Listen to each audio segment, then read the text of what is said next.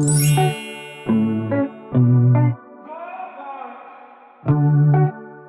here at Barangay Makiling, Calamba City. So ito na yung Jasmine Duplex. Meron siyang lot area na 58.5 square meters and floor area of 44.5 square meters. Dito sa labas, meron ka pa dito 1.75 square meters sa iyong harapan na space. Then sa side, meron ka pang 2.5 meters provision for your carport. Or pwede niyo siyang gawin ganito, ilalandscape niyo siya. As you can see, yung may mga halaman, yun po yung property line po ninyo. Dito sa side, kung gagawin nyo siyang carport, dalawang sasakyan magkasunod kasya po dito. Kasi sa likod, meron pa kayo ditong 2 meters setback. Dito sa likod, nakalagay yung labat. Kasi sa loob naman, pag-check po natin siya, available ang Jasmine Duplex sa bare and complete finish. Pero ang model unit natin dito ay bare finish. So sa bare finish, wala pa siyang tiles. Yan, naka-plaster cement finish. Although naka-sliding window siya. Naka-full second floor. Ito yung access door papunta doon sa labas na 2 meter setback. Ito yung hagdan papunta second floor. Ganito rin ang turnover ng CR. So meron na siyang 4-layer tiles. Ayan. Bare finish. Turnover.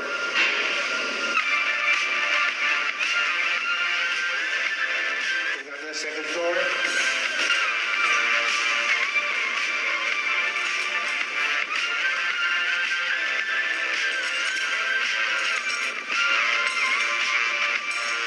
Dito sa second floor, kapag bare finish ang inyong kinuha, wala pa siyang bedrooms. Ito ay provision for 2 bedrooms. 1 toilet and bath. Ganito yung ceiling. Wala pa siyang ceiling. Ayan, kita nyo pa yung pinaka-yero. Later on, pwede kayong maglagay ng inyong sariling design kapag ganito yung plan. Pwede kayong maglagay din ng CR dito sa second floor. Ito yung view mula dito sa second floor. Makikita nyo yung setback. Saka yung bubong na yung toilet and bath ay yung CR. Pwede kayong gumawa ng pangalawang toilet and bath dito. So kayo na mag-extend dito. Lalagay na lang kayo dito ng access ng dito. Naka-sliding windows. Ayan.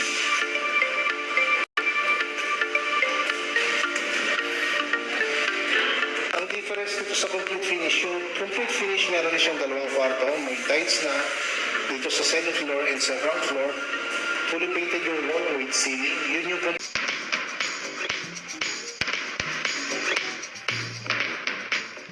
in my previous video, pinakita ko sa inyo yung Linea single attached ng Tanawan Park Place. And today, ipapakita ko naman sa inyo yung Jasmine Duplex house and lot nila. And if you want more affordable house and lot, Jasmine Duplex is the best for you. I'm Rodel Retita and welcome to another house. So for in today's video, ipapakita ko sa inyo napakagandang Jasmine Duplex house and lot nila. Let's talk about numbers lang. For the floor area, it has 44.5 square meters. And for the lot area, it has 58.5 square meters. So, nasa ganun, 58 square meters. And duplex siya, so dalawa lang kayo magkatabi. All of the unit, it has its own parking slot. So hindi kayo mamumroblema kung saan nyo ipapark yung mga sasakyan nyo. Kasi you have garage here. This is gonna be your parking area. 2 cars can fit in this garage. So kahit van, an SUV or pickup, kasyang-kasya dito. And again, turnover of this unit, it's a bare unit. Tayo na magpapalagay ng tiles, tayo na magpapapintura ng loob ng bahay, tayo na maglalagay nung ceiling natin sa loob ng bahay. So it's a great option kung gusto mo na ikaw mag-customize ng loob ng bahay mo. So parang yung imagination mo, pwede mong turns into a reality, yung pangarap mong bahay. So tara, let's go in.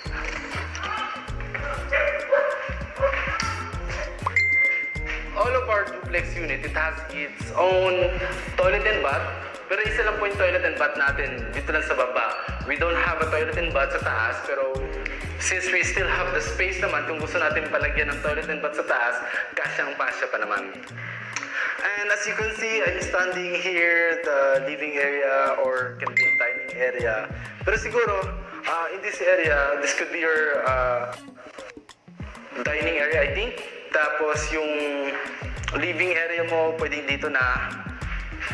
Wall mount mo yung TV dito, then your sofa will be here. So imagine, every weekends you have time with your family, bonding kayo dito. Very affordable tong bahay na to dun sa mga nag-i-start pa lang, sa mga family na nag-i-start pa lang. And as I mentioned, we have one toilet and bath. This is gonna be your toilet and bath. Yung half ng toilet and bath natin, naka-tiles na siya, and then yung half naman, tayo na magpapapintura. Kasi pwedeng i-full tiles natin or pwedeng pintura lang din sa taas. Pero usually ang ginagawa naman, even the high-end houses, kalahati lang yung taas. Then sa medyo parang upper part nila, naka-pintura lang siya. Yan, kasama na yan yung toilet natin, yung sink, shower head, yung valve, and then ito, kasama natin po yan sa pag-turnover ng bahay. So, papansin nyo nasan yung kitchen natin. Kitchen natin will be located at the back of the house. So, nandito, nasa 2 meters by 3 meters ba yung lawak ng space natin dito. So, hatiin mo lang, pwedeng dyan yung kitchen and this is gonna be your laundry area. So, ma-maximize mo yung space na meron tayo dito sa Jasmine Duplex natin. So, we're done here sa the ground floor. Let's go up naman sa second floor. Before anything else, I'd like to mention lang muna, paano ko nga pababayaran tong bahay na to? Of course, dun sa mga member ng Pag-ibig, whether it's locally employed, OFW, or business-owned ka, pwede ka maka-avail ng house as long na may contribution ka sa Pag-ibig and you have the proof of income. And then, you don't want to use your Pag-ibig naman, bank financing, pwede din dito ang bank financing. Deferred payment, 2 years of payment ng total price ng bahay without any interest. Or if you want longer terms ng pagbabayad, let's say hindi ka ma-approve sa bangko, hindi ka rin ma-approve sa Pag-ibig, pero you have the capability na magbayad ng monthly amortization ng bahay, we have an in-house financing para mabigyan lahat ng chances magkaroon ng bahay. So tara, sa taas naman tayo. This is gonna be the actual turnover ng stairs. So tayo na din magpapalagay kung gusto natin vinyl tiles or pure ceramic tiles yung ilagay natin dito. So once the house will be turned over to you, mapapansin nyo, we have four big windows sa dalawa, tapos dalawa pa doon sa likod. And provision for 2 bedroom.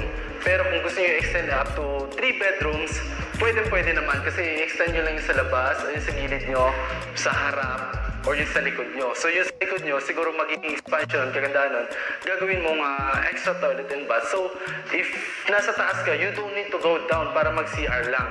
Kasi you have space naman dito. If you have the budget pa-extend na natin. Pero lahat yan, magagawa natin lahat ng modification once na turn over na sa atin yung bahay.